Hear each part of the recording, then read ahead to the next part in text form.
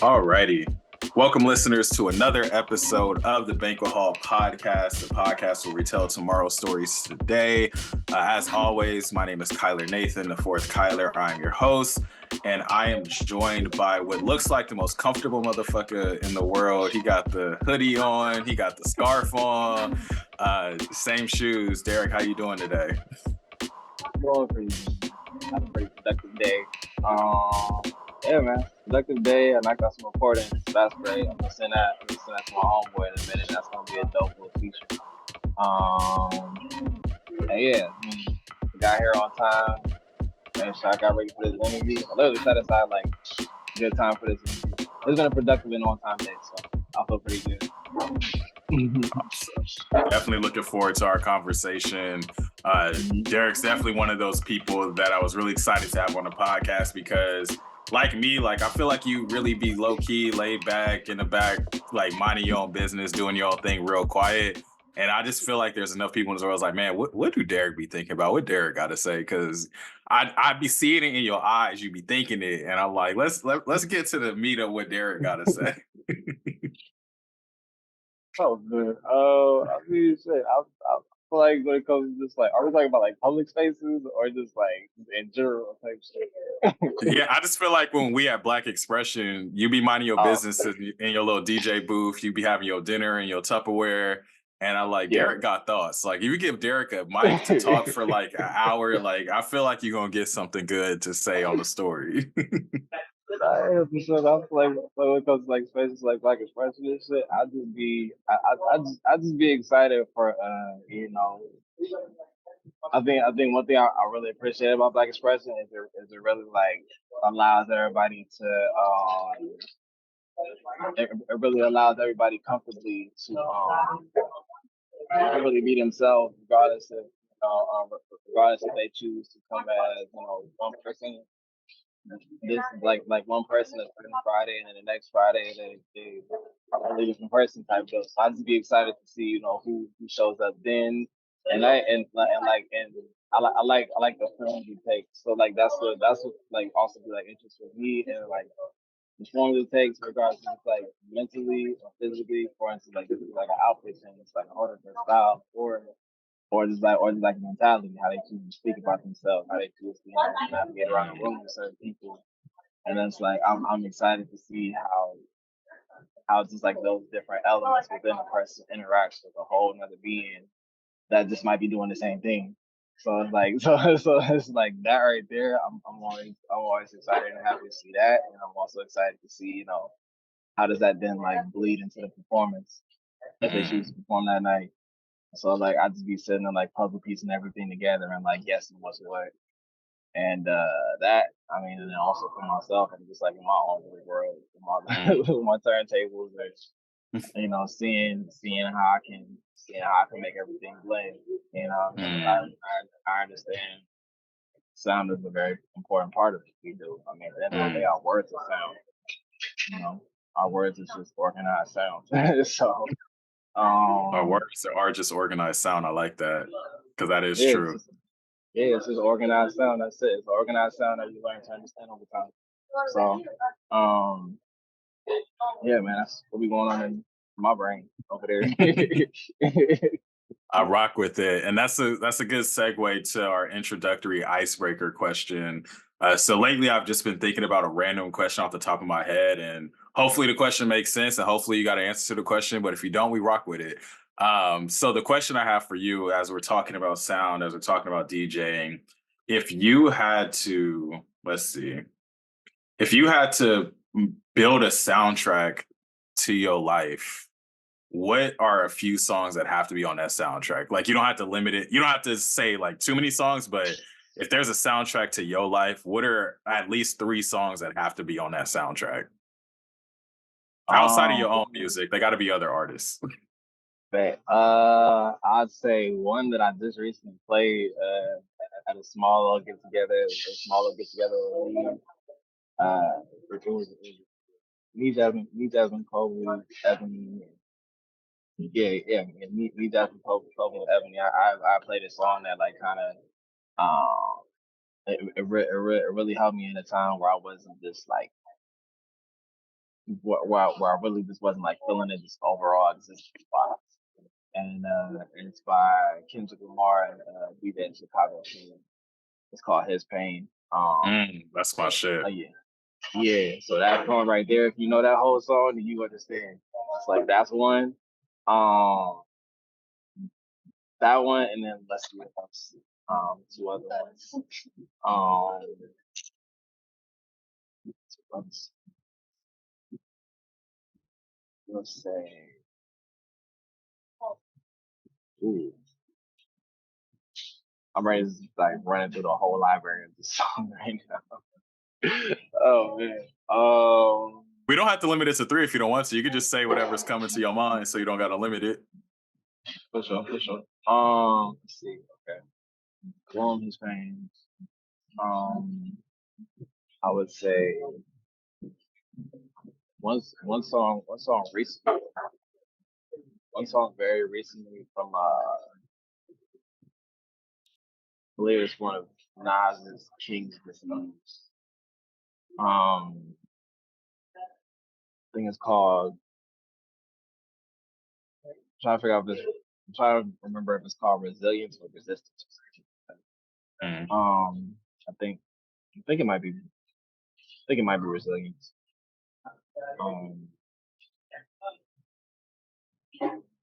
Yeah, I think it might be Resilience. It's with him and Hit Boy.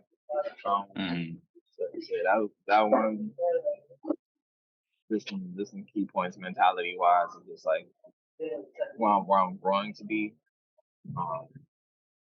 Just having an understanding of my overall life. Just having an understanding of just like, when you go through certain things, you're like,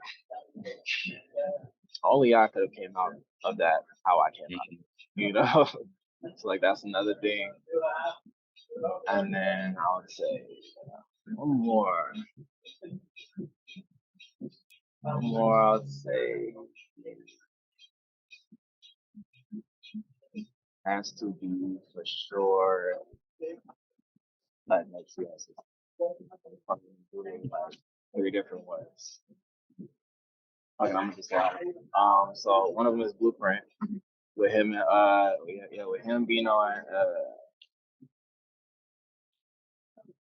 Him being on. Who else?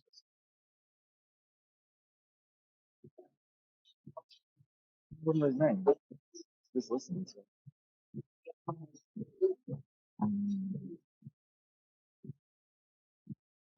But the point is him being on this another channel. Yeah. That's really popular. I don't know why I don't remember. But yeah, Blueprint. Another one is Down as a Great with him and Kirko. Other one. Putting that DJ brain to work. Yeah, it was like I tell you, like the songs just flying in and out of my head right now. I'd say Loaded Bases. Yeah, Loaded Bases. That's really how Okay. I'm feeling right now because I'm really just knocking out a lot of shit music wise. Just knocking out a lot of shit music wise to the point where everything is just stacked and it gets to a point where like I'm already pushing buttons, but now I'm just stacking buttons. So like that's super fucking cool. It's just like, all right, I have all this stuff. But when do I want to release it? What do I want to do with it? How do I want to introduce it? And if I want to, can I make like an entire like show or theme or a whole experience or a whole tour, out of whatever, as I have so much material to go off of.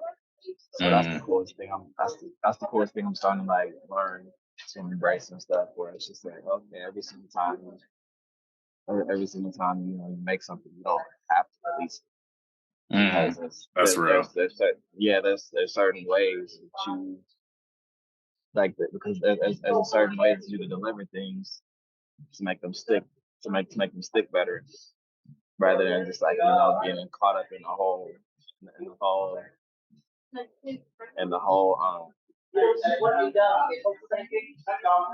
industry hamster wheel.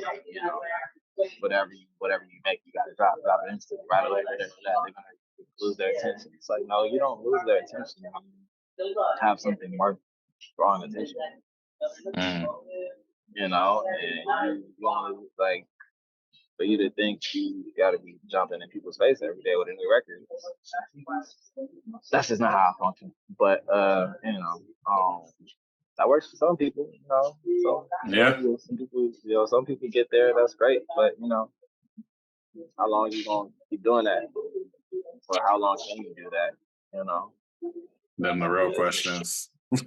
Right, because we see a lot of people get tired real quick. And it's like, I'm over it. It's like, what? But yeah,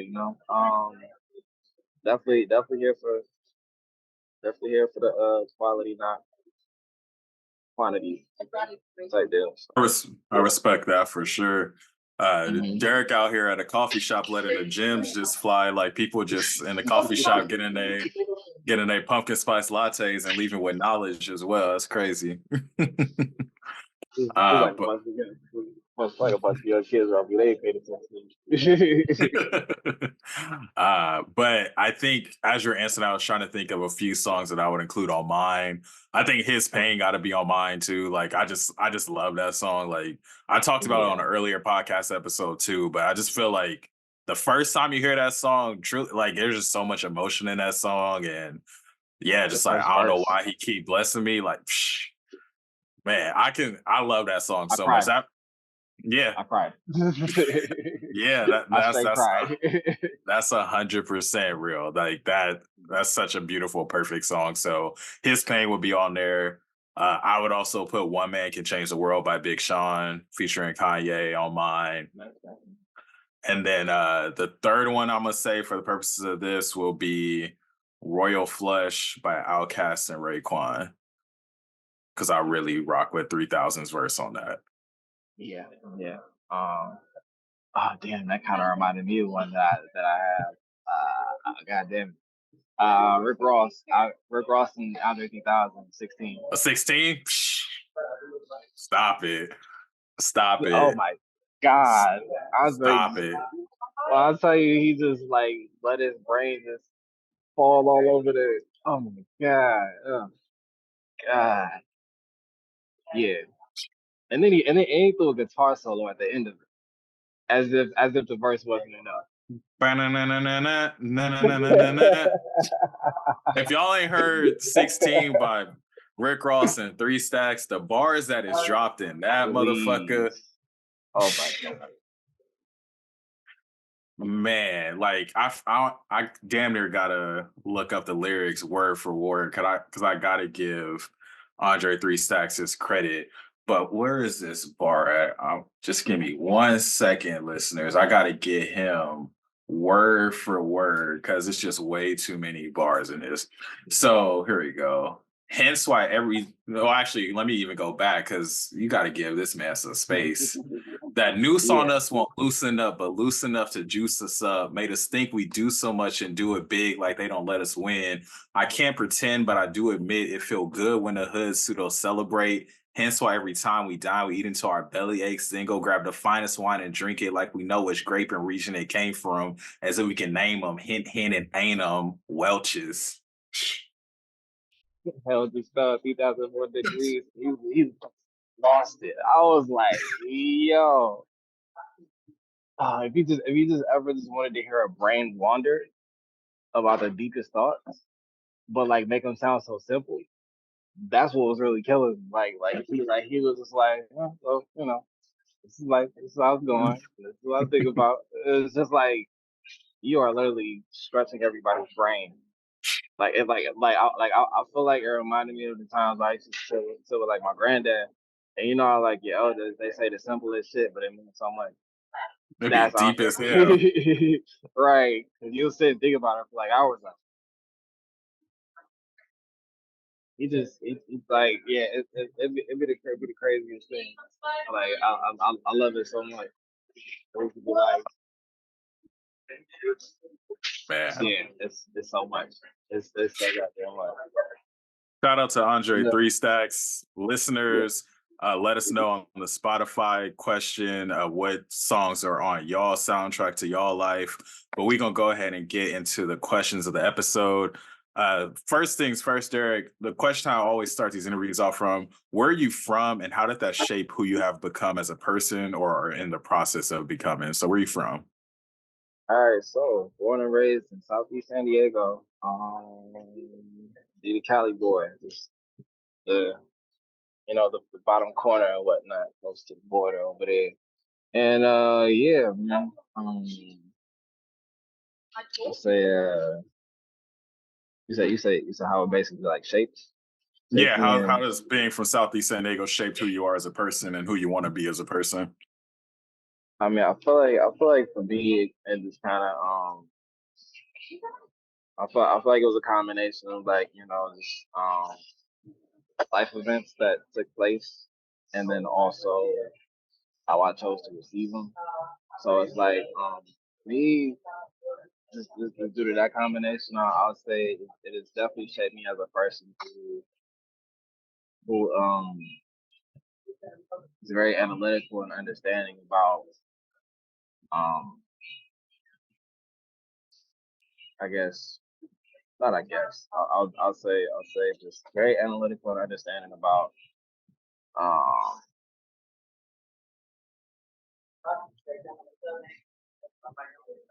naturally just like the life and existence of myself, but also others, Mm, and then also it has taught me to be a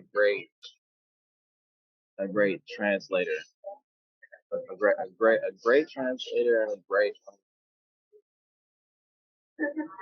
I don't know what a good word is for a person that can, I guess, decipher and simplify things for others. Um, but yeah, it's just like, so that's something that comes natural to me, even if it's even if it's not necessarily like good words. It's some things that I can't put into words, so I put through sound. mm, So um, so yeah, melodic sound, should I say? Not mm. organized sound, such as our words. But yeah, I feel like yeah, I feel like that's definitely what it's done for me. It's taught me to be very understanding of emotions, behaviors, and what can follow. And it's taught me to respect everything and everybody around Mm, me. that's Just very cause. real. Just cause. That's real. And I like what you said about being a translator. And I don't think there is a word for what you were looking for, but like a communicator, like simplifier, whatever it may be. But I think that those people are so beneficial to society and to groups because there's a lot that's being thrown at us and fed to us constantly. So to have people who are willing to take the time to sit back, understand it, and digest it for themselves, and then translate in a way that other people can receive, I think is really dope and really important. And it kind of starts to transition to the next question I have for you, which is just how do you define yourself as a creative or as an artist? Like, obviously, you do music, you DJ, but in terms of you all encompassing as an artist and a creative, how do you want to present yourself? um, say I would want to present myself as really just somebody who I think the thing I really like about my favorite artists is they help you understand no matter how like crazy and chaotic and how like once in a lifetime their events in life are they also help you understand it's just still the everyday life of a human being and that person with their journey, where they've been, where they're going, the things they've experienced. And it's like that's one thing I'm starting to understand about me because there be certain times where shit happens and you be like there's times where you be talking with your friends, you be sharing stories, and you be like, yo, I can't make this shit up. and he just be like just telling this super crazy stories you feel like couldn't happen to anybody or you. And it's like, but just helping, but just breaking it down to a human sense of like, these are things you could run into, and here's ways and options to possibly deal with them, navigate through them. And I really feel like that's kind of like where I like to help.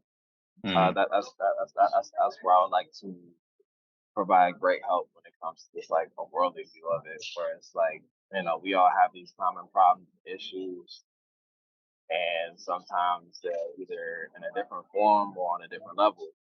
But at the end of the day, it's like um, helping people understand that they're not they're not by themselves, they're not alone, mm. and um, always somebody across the world, most likely going through some similar shit that you're going through. Just like somebody could be listening to the same motherfucking Keisha Cole "Let It Go" song across the planet. Just like like I really didn't think about things like I remember the other day I was listening to Alicia Keys "No," and I was like, there could be somebody right now listening to the same shit right now. Yeah. It has me sitting and thinking about stuff like that. And so I was like, but yeah, man, it's like just having that overall connection, and understanding that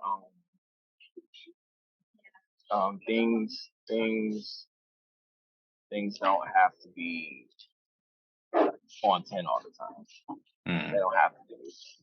That's how things are normally presented to us. Like it's like a world emergency. Like everybody needs to stop what the fuck they're doing, listen to this or do this right here, right now. And it's like that's not always true. Sometimes it's okay to acknowledge something and be like, okay, but it's not what I'm at right now. It's not what I'm doing. And yeah, man, just giving people understanding and ways to navigate through life and shit. mm. Because that's really all I'm doing when it comes. Not all I'm doing, but that's a big part of what I'm doing when it comes to my music. Because um, that's just kind of where I'm at in life. When I start getting introduced to I guess different forms or bigger scales of things, then I'll start talking about those. Then I'll kind of like the whole idea of like uh, I guess like leaving breadcrumbs, if you will. Mhm. Um, yeah, like leaving breadcrumbs for people to um, um, have some type of idea or direction of what they want to do and where they want to go when they get to certain areas, or have that fork in the road Mm, for certain decisions or options in life they have or want to make. mhm. So I yeah, love it's kind that. of like yeah, it's kind of like the guide who were never given. You know. Mhm. Yeah. That might be the title of the episode, "The Guide That People Never Been Given." I like that just because, like, I really resonate with what you said because even when I write my poetry books, like, when people ask me, like, what's my best poetry book or my favorite, it's hard for me to say because I'm like, this is just a very specific time period of my life. Like 2017, Kyler thought that this was the best thing he ever wrote, but now, like, this, I'm just living a different experience now. So I love the idea of breadcrumbs because, like, my first book, I left breadcrumbs out. I was like, hey, if you just graduated college and your first in your family to go to college, just a lot of shit you've been exposed to. You got a lot of thoughts. I don't have the answers, but read this book because this is where I was at when I was at that fork in the road. Yeah. Exactly. It's Uh, just like, all right, well, I didn't know how to deal with this shit either, but here's what I did to make the best of it. So like that's the coolest thing to leave behind for somebody. 'Cause it's like, okay, cool. There's always somebody that's gonna have a different idea and might be able to expand on that a little bit better in their way. So it's like least you can do is at least give somebody a solid idea or direction, what's up or what's in that area, like what's in that radius. It's not like we're gonna know everything because we didn't get a chance to get told everything. So it's like yeah, at least like leave you with an idea. So that's cool. I'll flip with that.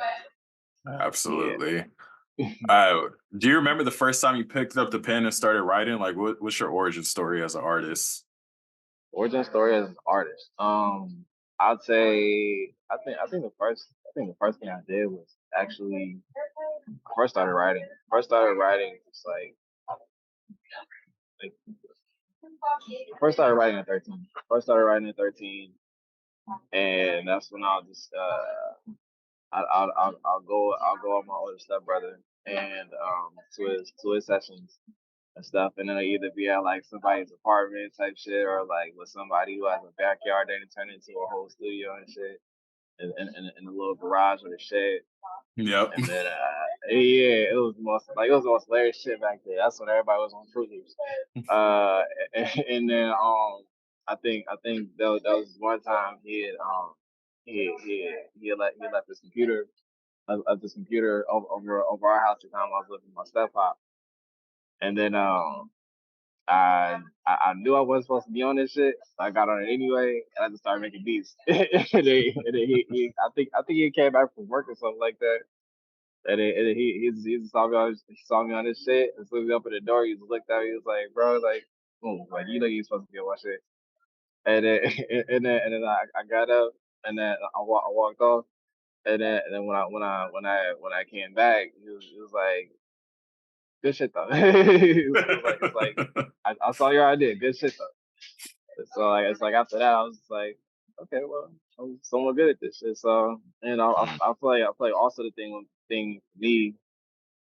Uh, that was around the time I started making beats like for sure when I was 14. But for me, or before I even started like picking up a pen or like thinking about what type of music or beats I wanted to make, I say at 7, I just had a real keen sense of like um stripping songs. Like I would sit and listen to a whole song, and there's parts I can just single out and mm, figure out like either what type of instrument, what type of synthesizer, what type of texture, tone, what type of sound waves, like what type of sound waves they're using. There's different forms of sound waves that can be used to execute a certain texture that you would like somebody to hear or feel.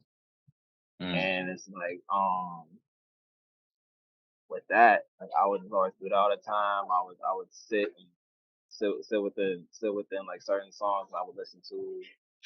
Listen to sometimes the background singers and try and figure out how many people it took to like create how many people it took to create like the sound of a choir when it really just be like 6 people and like a couple of sound effects and like a couple of sound effects and just like fine tuning of voices or not. And it's like just all the super I guess you could say like nuts and bolts Mhm. ideas, nooks and crannies of engineering and producing, um, fine tuning, mastering wise for it that it took for them to be like, all right, this is exactly how I want it to sound, and now it's time to release it.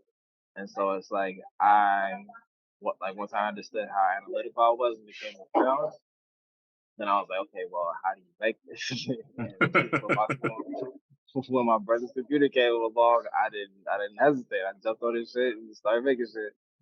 So so yeah, once I was able to figure that out, got deeper into it around like what 15, 16, and then I made my very first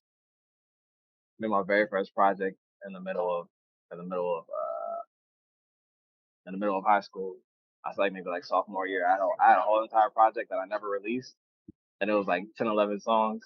Oh, damn. And yeah, it was like 10, 11 songs. I think people only so at the end of the year school talent show, I think I yeah, I think I may have like performed maybe 2 or 3 of those songs. And then I had my very own show at this one lounge. Mm. My mom still has she still has the flyer to this day because that was one of her proudest moments. She was like, I got my own flyer and shit. So it was just like like the funniest is the flyer was so damn corny because it was just like me with a beach in the background like shit. My hair was all in the way. It was around the time where I had like super short dreads, like my first set of dreads. It was like I think that was just going past my ears, but they were like flying everywhere because of the fucking ocean breeze and shit. So like super corny. But I fucked with it though. It was a super dope time. 'Cause, like all my friends from high school came to watch, and Mm. that was like a super dope night because it was just like me, them, and these orange and pink ass lights that was blinding the fuck out of me because I couldn't see nobody. I was performing the lights. All I heard was crowd roars when I was done, but like all I saw was pink and orange. That shit was bright as hell. But yeah, overall, man, it was a great time. I had started solid. I started solid since everybody was like, listening to the words and everything. And that was actually a friend of mine that actually recorded it. Her name Madison. She's off doing dope ass. But yeah, she recorded the whole performance. I think it's still up to this day. I think if you look up like 19-year-old Derric McKinney, I think that should be enough to like uh, get the performance. But yeah, it's like 19-year-old Derric McKinney first show, something like that. But yeah, it's still up to this day on YouTube. And yeah, man, it was little high school me just performing the project never released. And there was really no name to it. There was no nothing. It was just me just 10, 11 songs and trying to see what I could do with it. And after that, uh, that's when I started forming the very first project that I actually released. That's out everywhere now. Um, and yeah, man, like that project that project took uh that project took 5 years. Very first Oh project wow. took 5 years. Yeah, the very first project took 5 years, and yeah, man, very first project.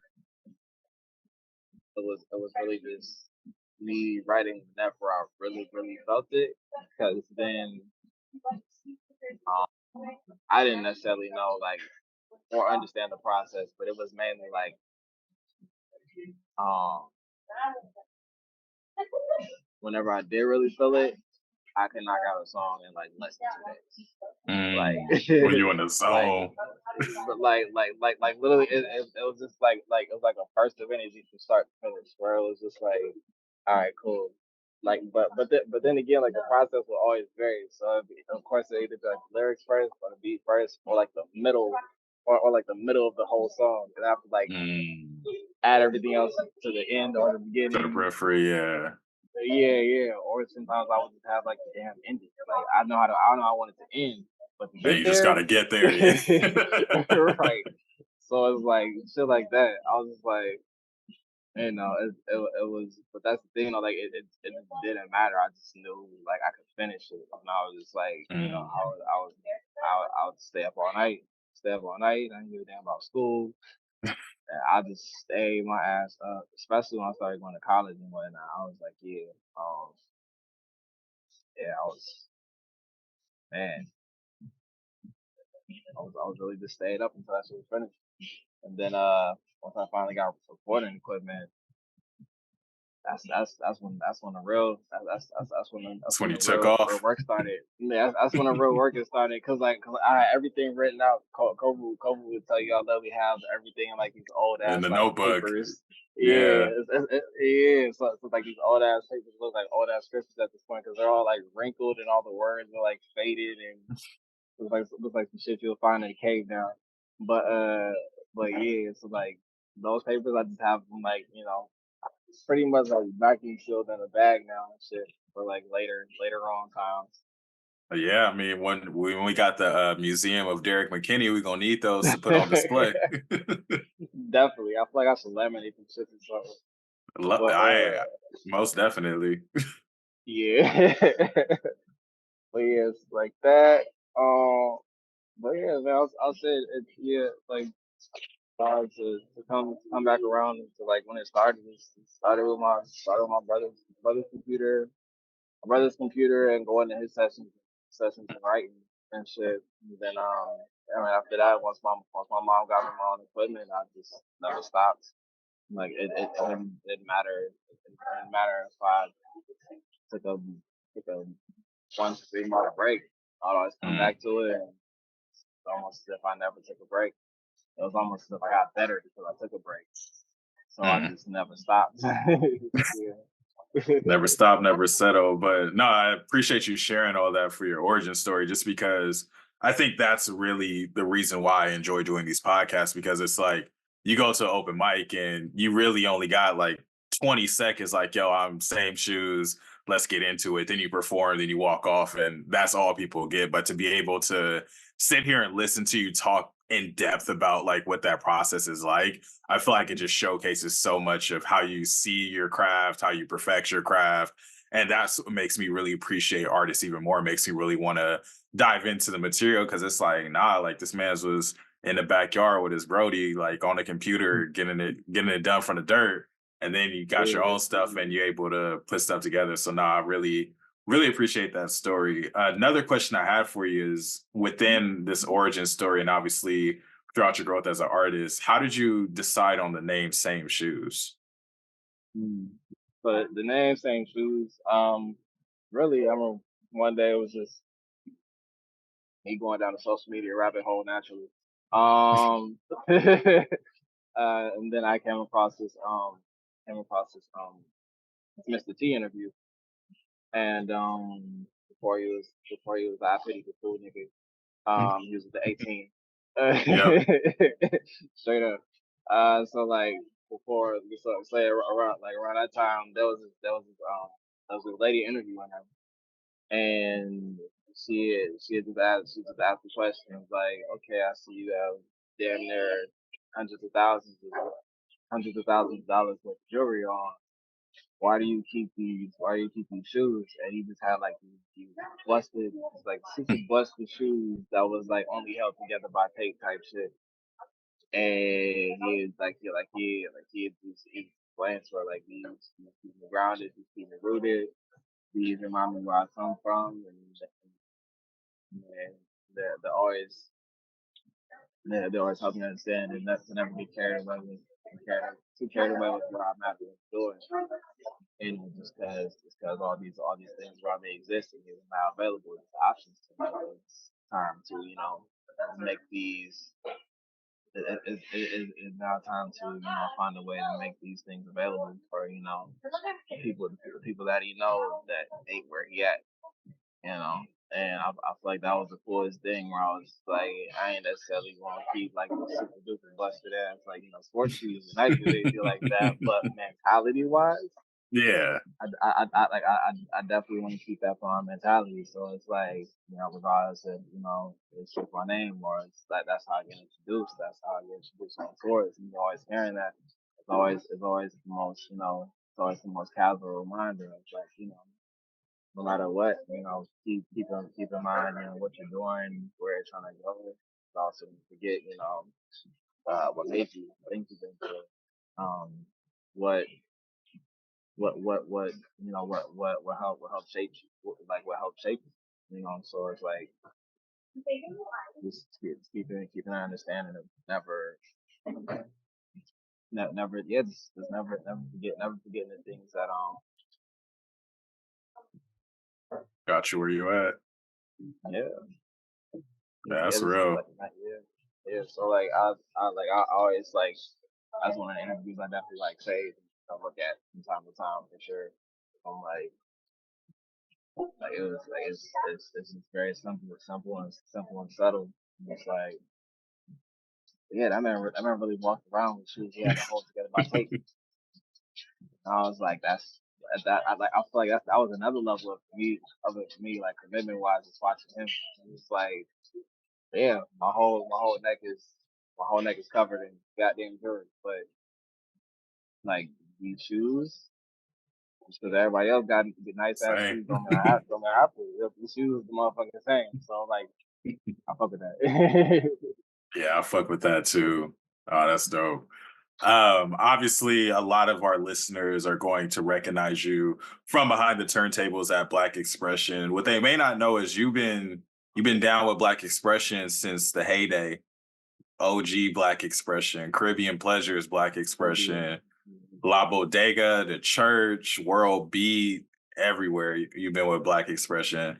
And so we talk about this sometimes randomly on the mic on at the open mic, but give the listeners like just kind of like a vibe of what Black expression, like just the peaks of Black expression. Like what was we up to at Caribbean Pleasures back in the day, back in 2016, 17 for Black expression?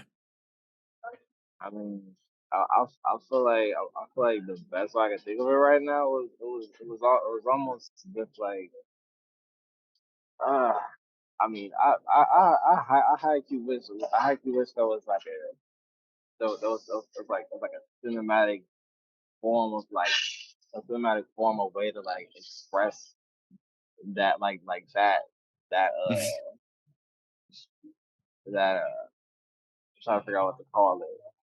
It's like that I guess that series or something like that. But Yeah. like that right there was like really like if you was to start a movie, like that's really how it would be type shit. Where it's just like it was if there was ever a person like walk in during that time, like you would just see like just delicious ass brilliant ass food being made, and you just make your way to the back. You see you gay people having fun, enjoying themselves, drinking, eating. You make your way up to those little 2, 3 steps, and you just see a whole goddamn party behind those little curtains. So it's like motherfuckers, doing poetry. There is literally 5 to 15 minute dance breaks where motherfuckers just lose their shit off the next song coming on, or just like we like there was also times when we was having like wild ass sing along, so just like one part. Or it's keep like if somebody's sung like Keisha Cole's "Let It Go" or some shit. Like we Yep. everybody losing their mind and everybody yelling at the top of their lungs type shit. So I was like, it's either that or it'd be like a goddamn 20-minute dance in the middle of the goddamn like everybody would clear out the chairs. Like everybody would clear out the chairs from the middle. There would be a chair thrown in the middle. It was yeah, it was a lot. It was because those also goddamn I was like goddamn lap dances and shit. That shit was super. It was such a fun ass time. It was really such a fun ass time, and it was really like that was around the time that me and Cliff was DJing. So Yep. what song can we choose next to make No, everybody lose their y'all was getting shit? ignorant in the booth. Like you could just see Yeah, Cliff and Derek just in the back plotting, like, oh, they gonna devious. love this, or this gonna get Yeah, people going. But I feel yeah, like those days is why when I would tell people or try to get people from UCSD, I was like, oh, come me to this Black expression. They're like, oh, I don't want to go to no open mic. I'm like, you don't we this ain't really an open mic, dog. Like I feel you, but this ain't no open mic. yeah. Nah, we was losing our shit, and then everybody was having fun. Everybody was yeah, I think that was like one of the most like I think that was the most like loosely structured show. It's like the most loosely structured like comedy shows that we had, where it was just like I didn't give a fuck about time. We could stay there till 2 in the morning, so it was like we Literally did be not care. midnight. We parking lot pimping. Like, oh, y'all Right? going to Denny's after this? Whose house we pulling up to later? I wouldn't be Yeah. getting back to La Jolla till like 3 o'clock in the morning, just tired as hell. Some nights we end up at Sunset Cliffs. Like just definitely really good communal vibes for sure. Yeah. And you've been around for the thick of it. And so I was curious if you had to reflect on it, how would you say you've grown most as a DJ or as just a member of the Black Expression team? Like looking back at where we started, you DJing behind the glass in the back of Caribbean Pleasures to where you got your equipment now and you got like more of a flow of being the DJ of Black Expression. Like, what has your growth been like? I'd say growth as a DJ. For sure. I'd say um my mentality at first was just like, all right, what's the next song that'll make this good shit? What's the song to add on to that? And like now it's like, okay, what's the best transition or whatever comes next, or like what will because there would also be times where sometimes it'll be a bit of a deep heartfelt note, and I can tell that person that sharing that sharing is they're deep in it while they're sharing. And so like sometimes I'm sitting and thinking like, okay, what's the best song to, you know, bring their chin up? What's the best song to bring their chin up and understand, all right, from here, things get better. Or so I feel like that's one thing. It's like um what is the best what is the best segue slash transition or something that can help a person um what's the best song that can help a person get through whatever they're feeling in this quote, whatever Yeah. they're feeling in this and whatever they share. So it's like it's now that where it's like especially when it comes to Black expression, where this is a place where people come to not be afraid to share what they've been to, but also heal. So it's like I try to relate a message to sound in any way, shape, or form I can. If that's through a specific song or a certain part in the song, and it's like there's times where it's just alone with the DJ, and I've had to like bring the vibe back lighter, you know, um, and I really enjoy that. Where it's just like you you help establish a smooth ride Hmm. throughout the show through sound, and it ain't necessarily. It don't even gotta be like super duper um it don't even gotta be super duper loud all the time or like happy go lucky all the time. Sometimes it just has to be the right song for the moment. It ain't gotta be a complete opposite to try and throw it out of the funk. Throw it out of the funk that everybody feels like they're in. Sometimes it's just like, all right, sometimes you can just smoothly ride your way Hmm. back to happy and good times. But just understanding where the situation's at and then playing a custom according to adapting, adapting, Absolutely. Absolutely. adapting. And Yeah. I can definitely affirm, like, as someone who's hosted Black Expression but also performed, I think I really appreciate when you let the moment be what the moment is, because one of my pet peeves is somebody goes up there and does this really heartwarming or really touching poem, and then all of a sudden back that ass up come on afterward. You're like, Yeah. whoa, because For real. as the person performing, it's like it damn near feels like, oh yeah, fuck whatever you was talking about. We about to turn up real quick. Exactly. Yep. It's like all right, enough with that deep dark shit. Let's just throw that ass in a circle. Why not? So it's like that right there. Where it's like there'll be times where like I won't even play a song. I'll just be Yeah. like, this is what it is. Let's let it have this moment. Everybody gives the most genuine applause and finger snaps that they've ever given the entire night, and let it be that. And then maybe two or three people later we'll get back into it. What I'm not going to do is like disturb a moment. I would never disturb a genuine moment because I understand how it feels to have that. So why would I disturb that for somebody else? Because this is something they really need to get off their chest. And the last thing I'm gonna do is disturb a moment, back that ass up. So it's that I feel like that's important too. That's important to understand as well. It ain't just people listening to you, it's you listening to people, especially when it comes to Mm, Black expression. You sit there, absolutely. yeah, sit there and understand in the moment the nature of the situation. You know, adapt to Yes. It's like you have a responsibility of the people as the DJ. I feel like the DJ and the host, there's a responsibility to manage the vibe, to manage the feelings of the night, and just to make sure that people know that we aren't just like there's not a set playlist you play and you just hit and play and pause. It's like, nah, I'm present with y'all in this moment. I heard what you said. This is the vibe that it's on, or this is what I feel like you need to hear. So yeah, I just love and appreciate DJs because there's so much more skill and thought that gets put into it than what people think. Like everybody think they can DJ if they know some good songs, and that's not always the case. Yeah, so yeah, it's not like when I say I'm looking up damn near every song. I'm looking. every song because I'm like, okay, I feel this, and feel I have some type of ideas. Like just also analyzing people's emotions and behavior throughout their performance, or just sitting and analyzing the crowd. It's like, okay, I see where it's going. All right, let's see how let's see how this does. That does well. Okay, I understand where to take it next. But it's also like, yeah, you just gotta really be, I guess the word is like, attentive to Hmm. how things are feeling, and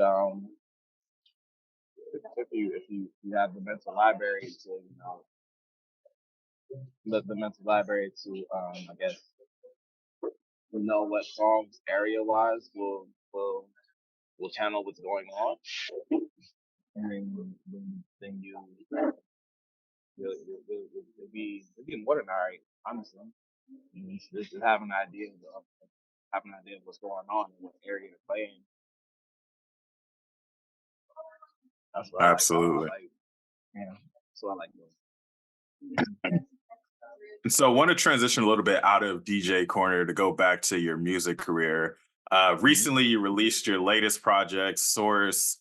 And I can tell, just as someone who has been a friend and supporter of yours, been in close community with you, that Source is something that is very important to you. Like, I could tell that there's a lot of thought that went into making the song, the collaborating on the artwork for the song with Monet and GJ, Yeah. the the rollout of the song, like publicizing it, having people intentionally listen to it. Like, I've definitely seen a lot of intentionality with this latest project of yours.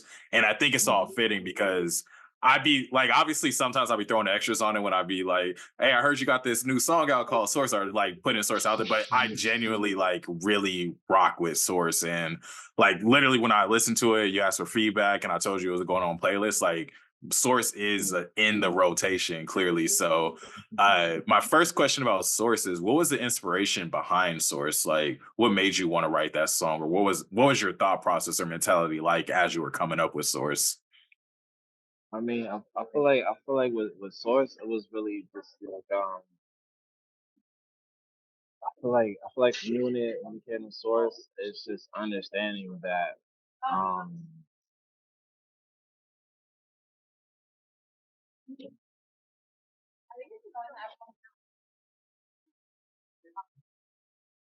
understanding that overall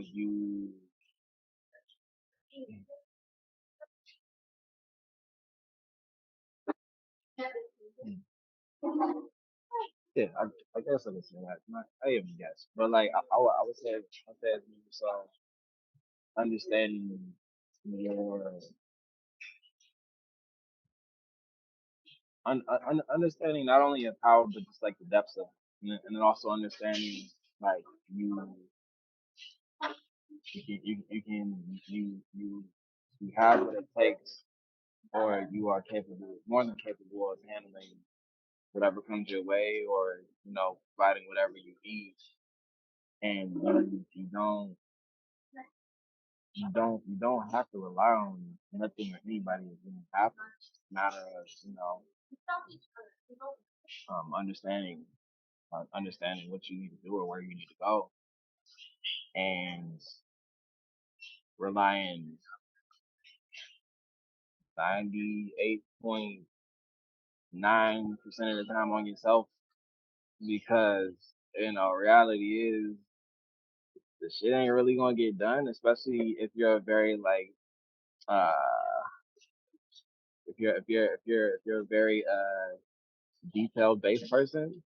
Like, you understand it ain't gonna get done the way you want it to get done unless you Never. like right unless you like really get up and do that shit yourself for real, and not and like not give a damn about what it takes for the time. You just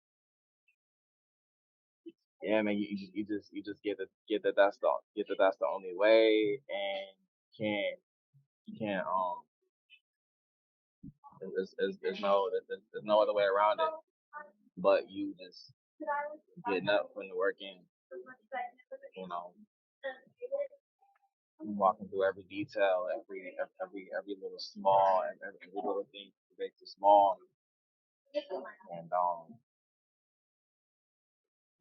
not not being afraid to you know display that regardless of the reaction or whatever you feel is gonna after you you just understand what you need to do, so you do it. Mm. And Yeah, no, that's real. but, yeah, this is understanding you like that's why the song is named Source. You are the source of whatever the hell you feel like you need on wherever you feel like you want to go, wherever you feel like you need to be, you know, whatever you feel like you want to see in your life, you are the source of it. Mm. So it's a matter of what. So now knowing and understanding you are the source of that. How do you take you and either sharpen or shape or reform itself to a thing where you can reach those. That's really what it is. It all comes from you. It all Mm. comes from you and how you choose to, you know, navigate through navigate through the nature of your situation. Mm. So yeah. I love that. And what has it been like to see people receive Source and support it in such a strong way? Because I've definitely seen like, especially when it first dropped, like a lot of different artists like sharing it on their stories. For Friendsgiving, we got to listen to it on the speaker and just to it with you. I think like one of the first Black expressions after it came out, like we all just got to sit there and listen to it with you, which I thought was really dope. So what has it been like seeing people receive Source? I would say it's really been a beautiful experience because you don't really realize how many people like I was saying when it comes to somebody across the world going through the same shit you might be going through. You have no idea where people at until you drop something, and just like friends that have some type of closeness. So like I'm really going through the same shit. This is really how I'm feeling right now. I'm really feeling that fork in the road type of moment.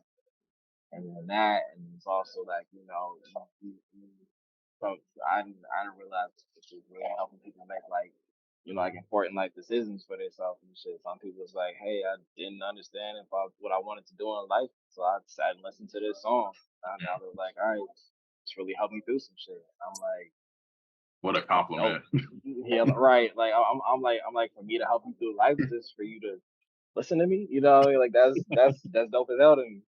So I'm like, that's always dope to like hear, witness, experience, and then um that, and then also one thing I love personally is like when people choose to sit and sit with me and break down what certain lyrics meant to them. That because I just appreciate the keen detailed ear. Mm. Like it's like the just for listening to certain things that either connect to them or is their favorite things. What I guess what bars they hold close to them because of where they at Mm. and what that means to them. So I'm like, I always appreciate that. So yeah, man, it's been a plethora of people sharing their special moments and special special experiences that they had during the time of Mm. them listening to the song, and that just sticks more solid for me. Where I'm just like, all right, I'm doing something right. I'm in the right direction. It's like That's a it good feels really feeling. good. It feels really good. Yeah. That's a good feeling for sure. You saying that just made me come up with an idea, or not come up with an idea, but I think it affirmed an idea I had that I want to do with the podcast. Is I want to essentially bring like Rap Genius, but to local artists. So like be able to bring an artist onto the podcast, maybe a few other people that listen to their music, and like you said, like let's play Source, talk about our experiences with Source and then work with the artists to go through their lyrics. Like, because if all these other rappers can have a rap genius, why can't you have a rap genius for your lyrics? That's how I feel. I agree. I definitely So agree. we're gonna have to make that happen for sure. What about some people who inspire you or influence you, both as an artist or as a person? Like, are there musicians or artists that inspire, influence your music, or as well just people in your life that inspire you? Mm. Um, I would say for sure, artist wise, naturally, Kendrick Lamar. That's one of them. I would say actually, the nigga that I look like a nigga that I look at as a big brother for sure. Kobe, y'all know Kobe. But yeah, I would say in the sense of just living in your full existence, regardless of you know the good times and the bad times, chaotic times, whatever you like, whenever you're just not feeling yourself, or when you're when you when you deserve to when you know you deserve to embody and embrace all that you are, you know. Um, so just like embracing who I am through all phases and times. Um, that's been very important to me for sure because it's like and then also understanding you're not crazy for feeling how you feel or whatever, but Mm, it is your human experience. Everybody's human experience is different. So and everybody's gonna have different reactions to the human experience. Different got that reactions, right. different experiences, right, exactly. So different reactions, different experiences, that's going to shape, said person's mind, mentality, and how they choose to work through it. Mm, And overall understanding at the end of the day, your decisions are your decisions, and you are going to have to learn to live with whatever decisions you choose to make. Don't shy from that. Don't shy away from that. A lot of people, a lot of people that make decisions, and they're like, oh damn, I wish I didn't. I was struck by. I hate that I did that. It's like, okay, cool. That may have not been what you wanted to do, but learn from it and do better. hmm Rather than getting like this one experience just have cast the most hugest shadow over your entire life. You know, and it's like at the end of the day, I feel like the best thing to do is just be aware of those moments, good or Yeah. bad. Be aware of those moments and move how you know you should. Mm, Yeah, that. mm. So Kendrick, Kobe, um, and I say,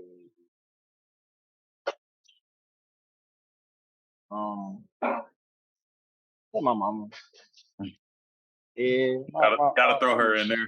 yeah, I gotta throw my mama in there because look, she's literally me and she's literally me with experience. Cause like she me and her we think the same, we see things the same, and it's just like just she just has a more in depth understanding experience wise why things are the way they are. And whenever I have a talk with her, it's always revealing within myself as Mm, to why I think the way I think naturally, and why I choose to do the things I do.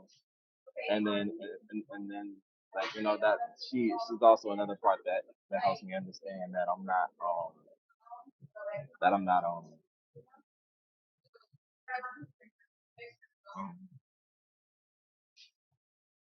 I guess I feel like there's another word for it, 'cause I don't want to put it as simple as alone or hmm crazy or like, but like she definitely helps me understand that like I hmm, It's like a level of understanding making you feel seen type shit. Yeah, yeah, I say like that, cause it's like it's just certain things where I sit and I sit and explain certain situations to her, and she be like, I see why you did that. I see why you went that way. Okay, I don't blame you. And I was like, okay, cool, all right, bet. Yeah. So it's I feel like we like, need those yeah. checks and balances because I feel like my dad does that for me sometimes where I'll Mhm. call him up and I'll tell him something and then he get the same reaction I gave him like, all right, cool. So I'm not tripping. Like that was some weird shit. Right. Hmm. Right. Like you just gotta sit and be like, am I tripping? And it was like, no, you're not tripping. like nah, that's exactly what's it on. So shout out to moms for sure. Yeah, shout out to Uh mom. You definitely come across, at least how I see you, as a very meditative, a very intentional person. And so I'm very curious your answer to this next question of where is your Zen place? Like the place or scenarios, circumstances, wherever you feel the most peace of mind and like you're just zenning out. Like where's your Zen place? Slim Lace. Um,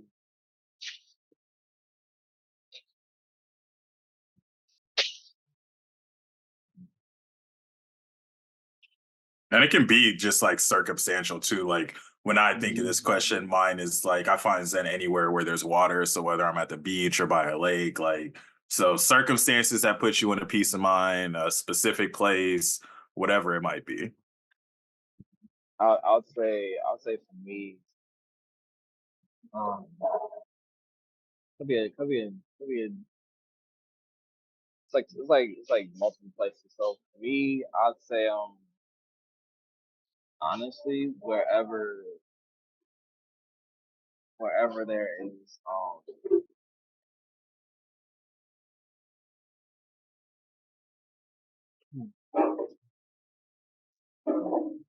I would say one of them for sure, like a no brainer is like wherever there's nature, wherever there's like feel the grass or just a forest. Because one of my favorite places for sure that we like to talk about with the team is places like Yosemite.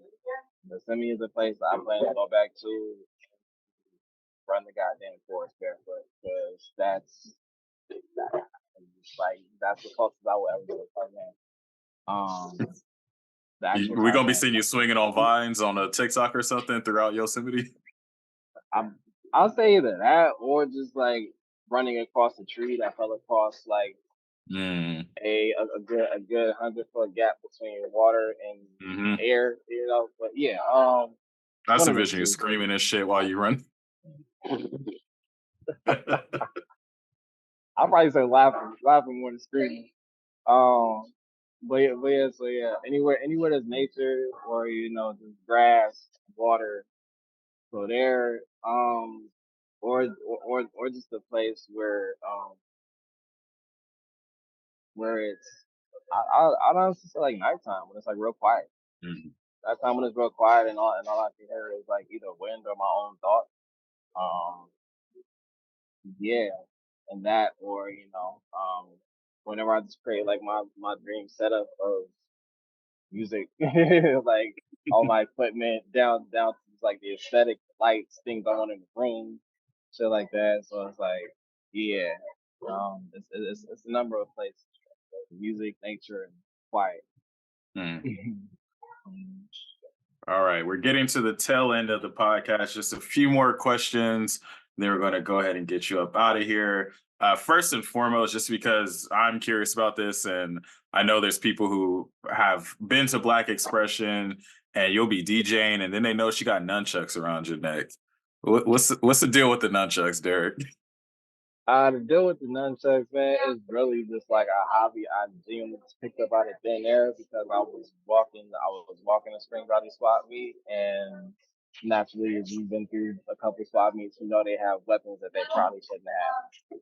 So, I saw the nunchucks. I saw some foam ones first, and I was like, that don't feel right. And I kept walking deeper into the store. I walked past swords. I walked past goddamn Halo lightsabers and shit. It was crazy. There was so many weapons in there. I was like, y'all lucky I ain't got enough money to buy all this shit.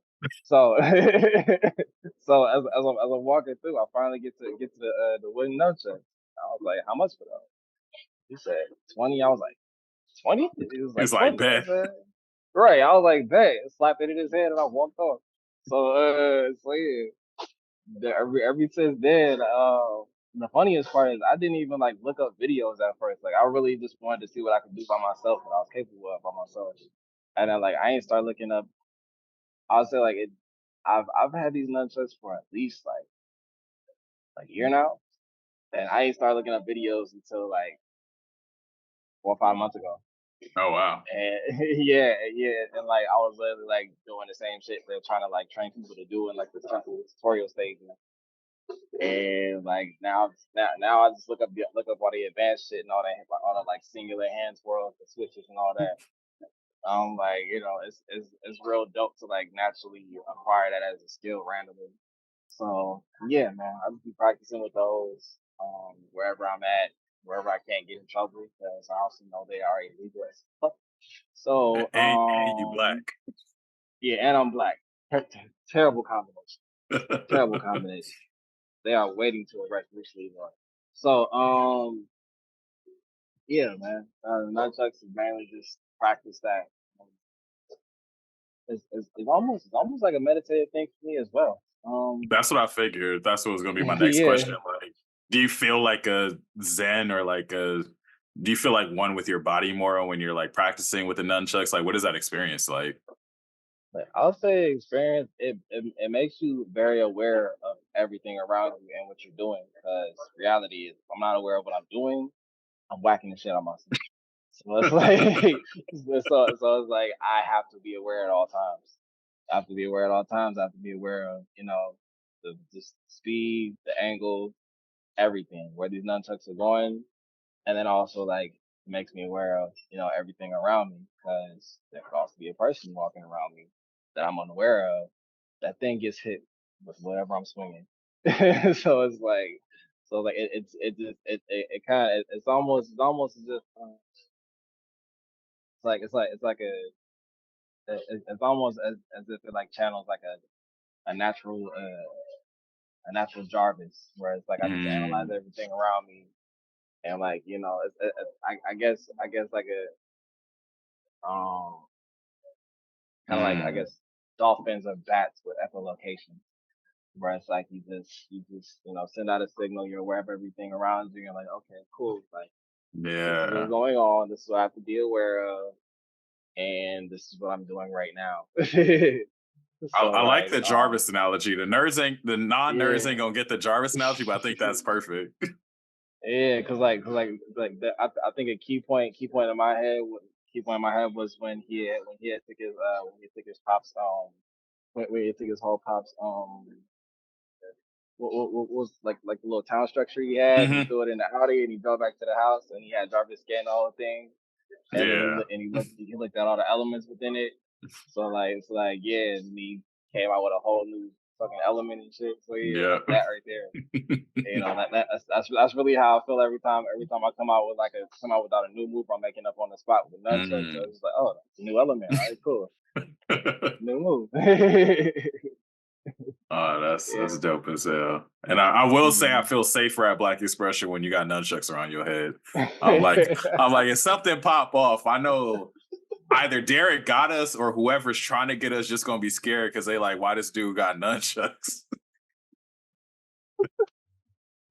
Yeah, man. I feel like it's more so that's like a comforting thing for me. It's like it's developed to be a comforting thing for me as well. Like not even because it's just like a weapon. I don't know what it is. It's just about like a chain and two pieces of wood.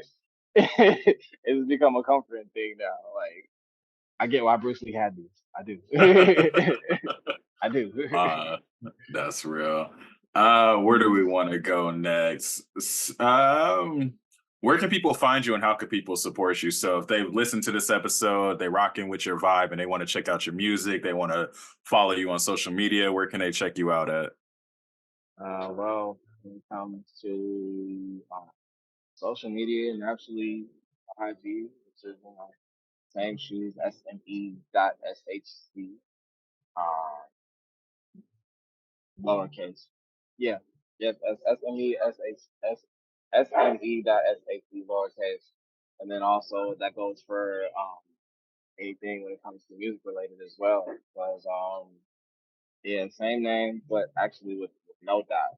Um, so yeah, SME.SHZ on my music platforms. My music is everywhere: Spotify, Apple, Tidal, all of these streaming services that we use. Um, and then I mean, in person, shit, Black Expression, and the tour that I'm putting together currently, very soon. So I plan on doing that with the band, and then I also plan Okay. on doing also plan on like doing like random ass little like street pop ups, regardless if it's me in a Mm. band or just me with a microphone and speakers. Oh, So I love that. yeah, man, and then I actually plan on like having live recordings of these as well. So I'm putting together my own little show as well, just for artists. And um, naturally, I gotta lead by example first, and, show how I want the show to go. But eventually, it's gonna be it's going to be like a live playlist of one artist to show where they just get that time to shine, but like in as creative a way as we possibly can. And the show is going to be called the Curator. So Mm. yeah, the show's gonna be called the Curator, and everybody's gonna get their time to shine. And each artist, I guess theme wise, is going to be considered a song, and a playlist is going to be a number of songs that they choose that they then learn to practice with the band and transition through smoothly and make it one whole song. So um, yeah, it's gonna be a beautiful time. It's gonna be a beautiful time, and I just need to figure out how I want to structure that, how I want it to look. And when I do, that's when I push the button on that, and like it's gonna be a beautiful time for everybody involved, regardless if you somebody performing or crowd. So yeah, I'm figuring that out currently.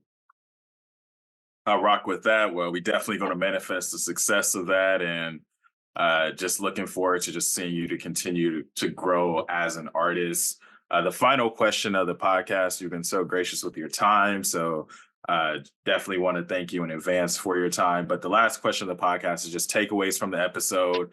And when you give your takeaways, if you could give like something you're taking away from the episode, as well as something you're hoping that our listeners take away from this episode in our conversation. Like a thing that I'm taking away from the episode is um not being afraid to share those vulnerable parts. Yeah, not being afraid to show those vulnerable parts, and moving and existing how you actually want to live life. What I mean, regardless if you feel like you're going to mess up or whatever. Those times where you just wish you had a restart button. You know, live and move through life like that, regardless of what you're doing. Move like there's no restart button. Because reality is there's no restart button. So it's like whatever you want to do whatever you want to see, do it. Like don't sit and wait. Like hold up, I gotta be ready, or I gotta. It's like no. If you want to see that, and you want to do it right, implement it. Don't Mm, don't wish there was a perfect time for something. mm, Don't sit and wish, because if you sit and wait for the perfect time all the time, you're gonna get very little done. mm, You're gonna get very little done, or you might not even get the chance to do what the hell you want to do at all. So mm, 'cause, yeah, man. Sometimes whatever energy you feeling, whatever energy you feeling, or whatever you wish to wish to exist in, don't be afraid to embody that mm. and apply that within whatever you're doing, whatever it is.